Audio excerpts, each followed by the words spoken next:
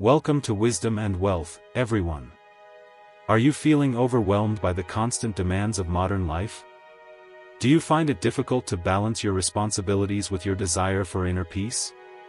Many of us over 40 struggle with these challenges, and that's why we're here to explore practical ways to incorporate meditation into even the busiest schedules. It's time to rediscover tranquility amidst the chaos. As you settle in, why not give this video a like to show your support and consider subscribing to stay up to date on practical wisdom tailored for navigating life's challenges. Let's begin by addressing the common misconception that meditation requires hours of quiet solitude.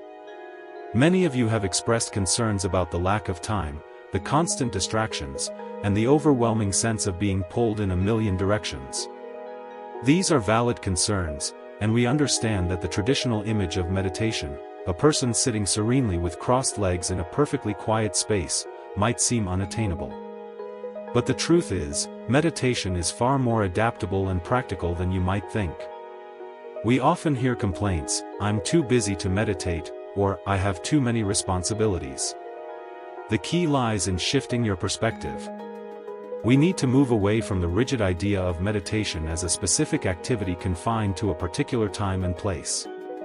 Now, remember to click that like button, and please share this content with anyone who you feel may need to incorporate it into their busy lives. What if I told you that you could meditate anytime, anywhere, regardless of what you're doing? The secret is mindfulness, a practice that can be woven into the fabric of your everyday life. Forget the need for a quiet space or a specific posture. Mindfulness is about being present in the moment, fully engaged in whatever you're doing. Let's take a look at something you do every day, multiple times a day: eating. Instead of reading the news, checking your social media, or talking on the phone while you eat, try focusing solely on the experience of eating. It is very difficult to change your ingrained habit, but it is not impossible. The very first action can be a start. It can be a simple turn off the TV and close out social media on the phone. Consider your breakfast. Ordinarily, your mind might be racing through your to-do list, replaying conversations from the day before, or worrying about future events. But what if, instead, you set aside all distractions and focused entirely on the act of eating?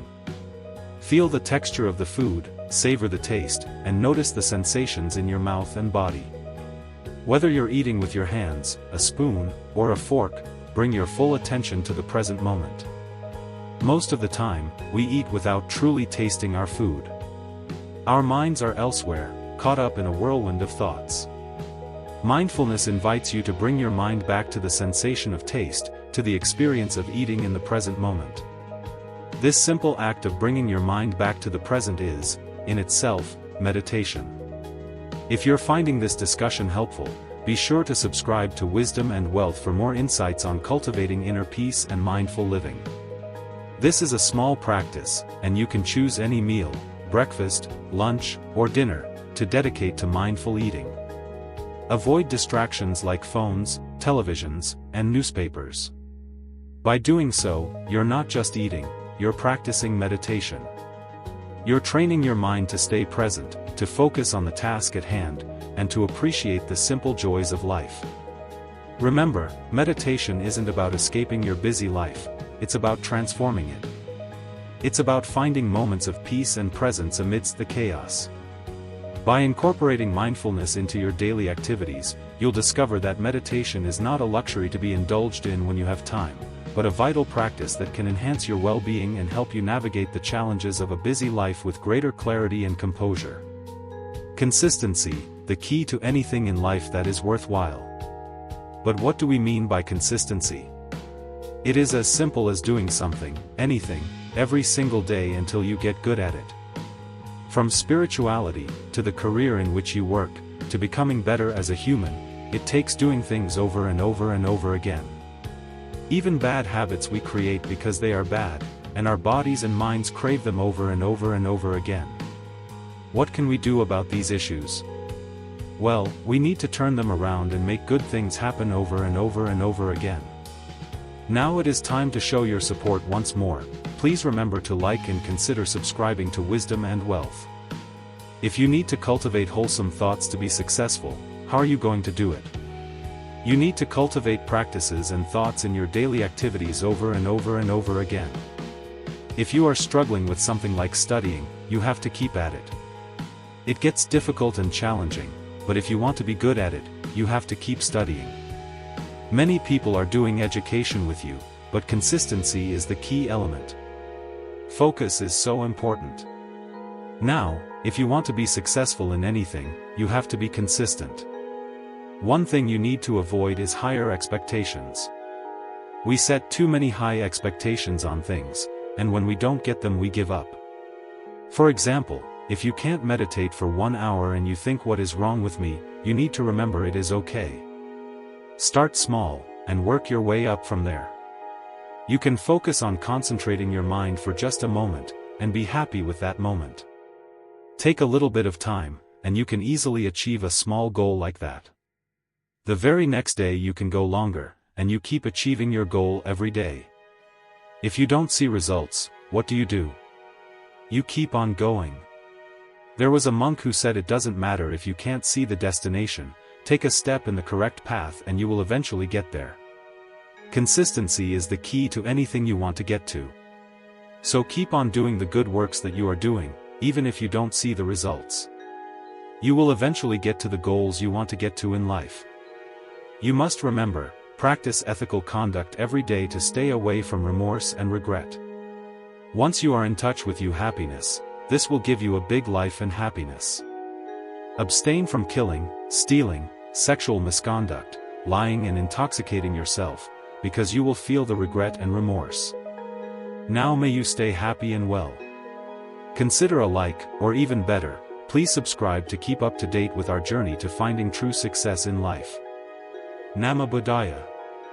Welcome back to Wisdom and Wealth. We're diving into the foundational Buddhist practice of sila, often translated as ethical conduct or virtue. In Buddhism, the ultimate goal is liberation of the mind from all suffering. To achieve this, Buddha taught 3 essential practices: sila, ethical conduct; samadhi, concentration; and panna, wisdom. Sila forms a crucial cornerstone of this path. Now what do we mean by ethical conduct? Ethical conduct helps you to be disciplined from your body and your words. This is the gateway to having a disciplined mind. Once you become disciplined from your body and your words, then normally your mind will be disciplined. So these are coexisting. Okay. That means these practices help each other. Okay. Once you become disciplined with your mind, you can be disciplined from your body and from your words. Or if you become disciplined from your body and words, normally automatically it happens that your mind will be disciplined. So that is why the Buddha introduced us these ethical conducts or practice of virtues in Buddhism. Now basically, Buddha taught us that we need to practice 5 precepts. Okay, these are 5 guidelines that Buddha taught us to practice in daily life. Now, please give this a like and share, and subscribe to keep learning with us. Now for someone, you may feel like they are set of rules, but in reality Buddha never imposed rules on anyone. Okay, these are guidelines and these are the things that Buddha teaches us to practice because Buddha saw that there are disadvantages if you break these guidelines. For an example, the first practice of sailor is to abstain from killing beings. Okay. So when you kill animals, there are so many disadvantages that comes to your life, and also you acquire a bad karma because your actions and your intentions are unwholesome. Once you kill animals, kill living beings, your intentions are unwholesome. So through unwholesome intentions and actions, what will happen? You will gain bad karma, and that bad karma will leads to suffering in one's life. And that is why Buddha said there are disadvantages and there are bad consequences when you do these things. Okay. When you kill animals, when you steal, there are disadvantages that comes to your life. So as beings who likes to be happy in your life, okay, in your personal life, if you like happiness, then stay away from these bad deeds or unwholesome deeds. So abstaining from these unwholesome deeds is known as precepts in Buddhism, or sila, or virtue in Buddhism. Okay. So there are mainly 5 precepts that we all need to practice. The first one is abstaining from killing beings. Staying away from harming anyone's life. Okay, first one. The second practice is abstaining from stealing. Abstaining from taking anyone's possessions without permission. Okay, without asking, that is an unwholesome deeds and that has many bad consequences. Okay, people have to suffer if they do that. Second one is Buddha said abstain or stay away from sexual misconduct. Okay, because when you engage in sexual misconduct that leads to many bad consequences in your relationships. Okay, so Buddha said stay away from sexual misconduct. Third one is abstain from or stay away from lying. Okay. When you lie, you break the trust of people. Once you break the trust, there are many problems in your life. Okay. There will be many problems in your life. So Buddha said that stay away from lying. And as the final precept, Buddha said that stay away from intoxicating yourself. Stay away from using drugs and other intoxicants. Okay? Because that leads to a lot of sufferings in your life. So these are the main and basic Buddhist practice or sila or precepts that all the Buddhists practice in all around the world. Okay. So basically these precepts or these virtues helps you to develop a better life and a happy life without regrets. Once monk Ananda asked from the Buddha, what is the purpose of practicing ethical conduct? Then the Buddha said, you should practice ethical conduct to stay away from regret and remorse in your life.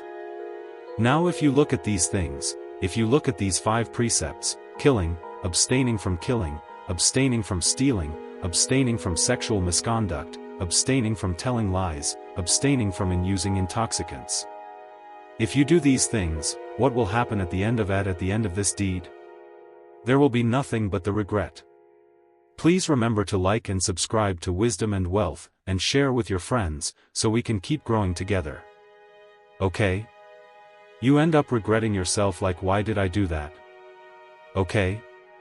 So Buddha said that that is one of the major harms to your life, to your spiritual life, for someone who is engaged and for someone who is seeking the peacefulness in your life.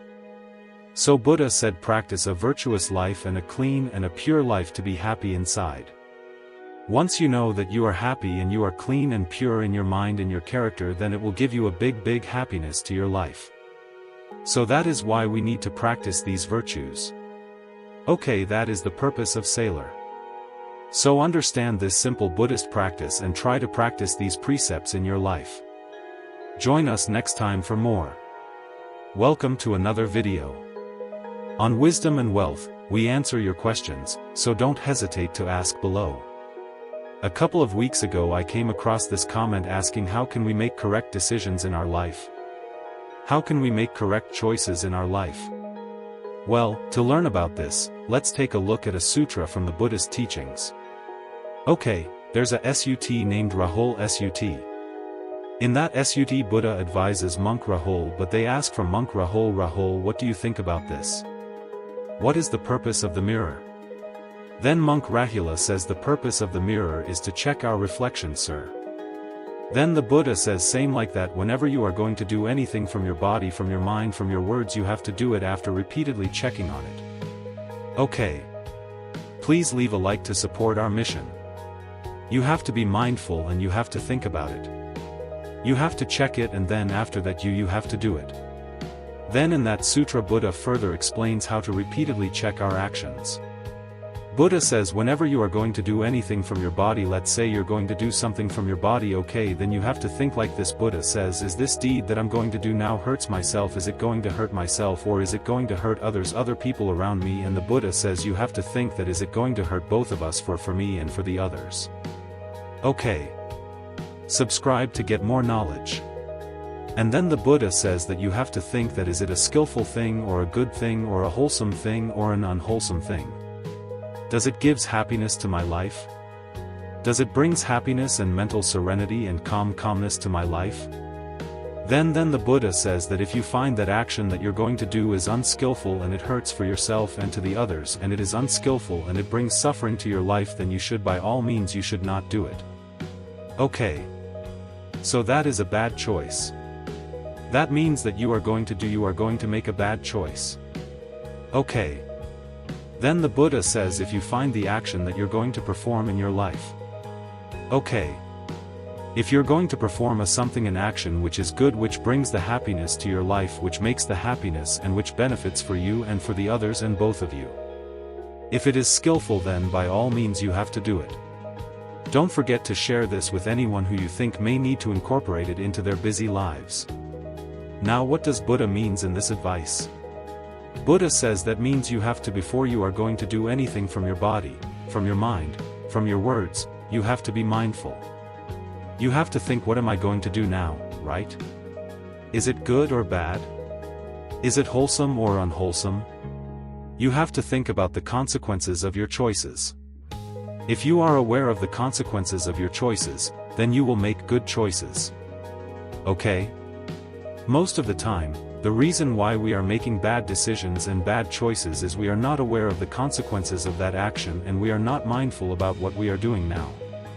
So in your life, before taking any decision, just pause, take a rest and pause and think, hey, what I'm going to do now, is it beneficial for myself and is it beneficial for others? Okay, and does it hurt myself, does it hurt others? Okay, when you think about that, you can make correct decisions. Okay, and you have to be brave enough to choose the harder path, difficult path, because making correct decisions and doing good things is not an easy task. It is always difficult. Although it is difficult, if you practice it, if you constantly do it, no matter what happens, you can bring the happiness to your life. We hope to see you next time on Wisdom and Wealth. So the best thing to do to make correct decision is to pause first. Okay. And think about it repeatedly, check on it and be mindful and consider whether it is going to be beneficial for my life or to the others, and then make correct decisions. That is how we make good choices and correct decisions in our life. So that is what I have to share in this video. So I wish you all, may all of you be happy and safe forever. Nam Buddha.